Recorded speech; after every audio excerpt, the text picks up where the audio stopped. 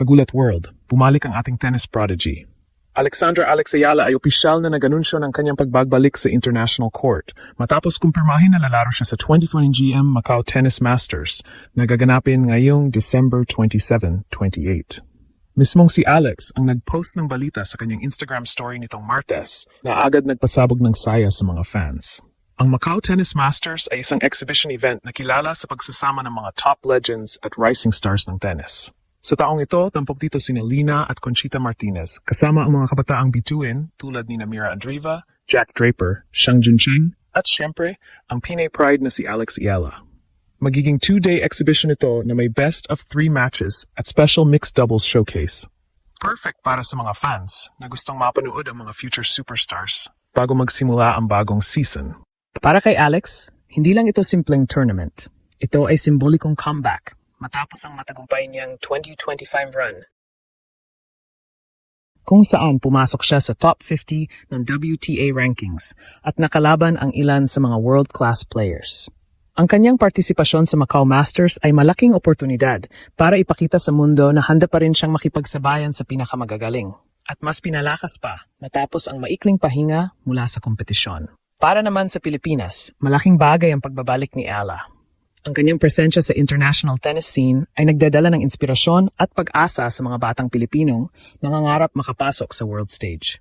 Mula sa mga tennis academies hanggang sa mga local tournaments, muling bumubuhos ang suporta at interes dahil sa impluwensya ni Alex. Sa social media, dagsa ang mga mensahe ng pagmamalaki mula sa kapwa-atleta, fans, at mga kabataang Pinoy na gustong sundan ang kanyang yapak. Ngayong malapit na ang Macau Tennis Masters, tiyak na magiging espesyal ang Pasko ng mga Pinoy sports fans. Isa itong pagkakataon na muling makita si Alex Ayala na buo ang kumpiyansa, handang ipakita sa mundo na hindi pa siya tapos sa kanyang misyon. December 28, markahan na sa kalendaryo dahil muling ipaparamdam ni Alexandra Ayala na ang Pilipinas ay may lugar sa mundo ng tennis. Buong Pilipinas, muling napasigaw sa tuwa. Si Alexandra Alex Ayala, ang pambato ng bansa sa international tennis scene, ay opisyal ng nagbalik. Sa kanyang Instagram story nitong Martes, ibinahagi ng 19-year-old tennis sensation na lalaro siya sa MGM Macau Tennis Masters na gaganapin sa December 27, 28, 2025. Sa isang simple pero nakakakilig na post, pinakita ni Alex ang event poster ng prestihiyosong torneo at doon na nagsimula ang excitement sa buong tennis community. Ang Macau Tennis Masters ay hindi basta-bastang torneo. Isa itong exclusive exhibition event na ginaganap taon-taon sa Macau at layuning ipakita ang mga current icons at next-generation stars ng tennis world. Noong nakaraang taon, tampok dito sina Naomi Osaka, Stefanos Tsitsipas at Venus Williams. At ngayong taon, si Alex Ayala na mismo ang kasama sa lineup ng mga rising stars tulad ni Mira Andreeva, Jack Draper, UK at Shang Juncheng, China. Para sa isang Pinay athlete, napakalaking karangalan nito. Ito rin ang unang pagkakataon ni Alex na muling makikita sa international competition matapos ang maikling pahinga mula sa kanyang WTA season. Matapos ang napakabang taon ng banat travel, pansamantalang umuwi si Alex sa Pilipinas noong Nobyembre para makapiling ang pamilya, magpahinga at maghanda sa 2026 season. Kaya nang i-post niya ang tungkol sa Macau Masters, parang signal ito na handa na ulit siyang bumangis sa court. Mahalagang tandaan, si Alex ay nasa top 50 na ngayon sa live WTA rankings at ang tindi ng kanyang pinakita ngayong taon. Nagkaroon siya ng mga upset wins laban sa mga seeded players sa Asian Swing at nakasungkit ng ilang semifinal finishes sa women's singles at doubles events. Hindi lang siya basta player ngayon, isa na siyang recognized name sa Asia-Pacific Tennis Circuit. Ang Macau Tennis Masters ay magiging malaking oportunidad para sa kanya na ipakita ulit ang kanyang laro laban sa mga malalakas na kalaban bago magsimula ang bagong taon. Dahil exhibition event ito, mas malaya siyang makapaglaro ng walang pressure sa ranking points at mas may papakita ang creativity at composure na nagpasikat sa kanya sa WTA. Bukod sa competition, ang event ay isang celebration ng tennis artistry. Kaya siguradong magkakaroon ng mixed doubles showcase, fun matchups, at star-studded performances. Dahil dyan, malaking eksena si Alex hindi lang sa court kundi pati sa entertainment side ng sports. At syempre, proud na proud ang mga Pinoy. Sa social media, agad na nag-trending ang Alex Ayala matapos lumabas ang post niya. Marami ang nagsasabing si Alex ang next Pacquiao ng tennis, isang Pinoy na hindi lang champion kundi inspirasyon. Sa Macau, muli niyang dadalhin ang bandila ng Pilipinas. At kung tutuusin, hindi lang siya naglalaro para sa sarili, kundi para sa buong bansa.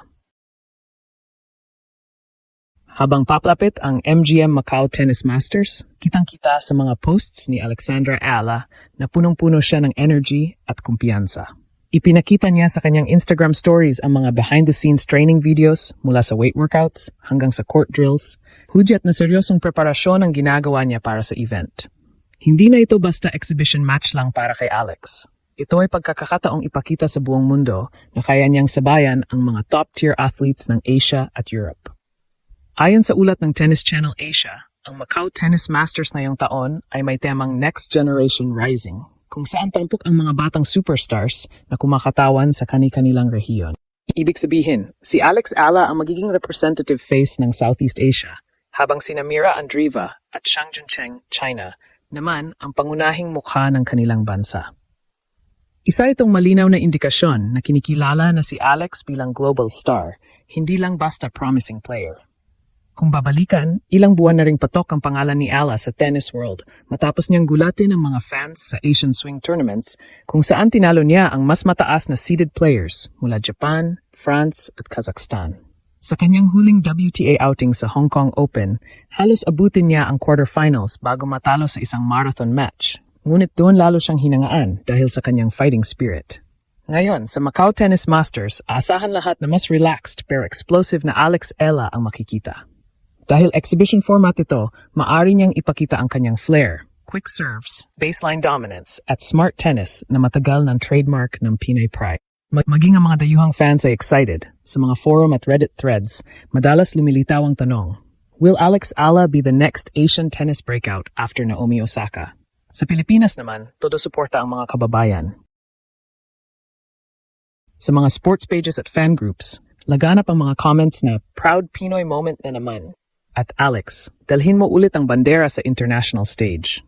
Maraming kabataang atleta rin ang na-inspire, lalo na ang mga nasa grassroots tennis programs ng PSC at PCA, dahil nakikita nila kay Ayala ang posibilidad na ang isang Pinay kayang dominahin ang global tennis stage.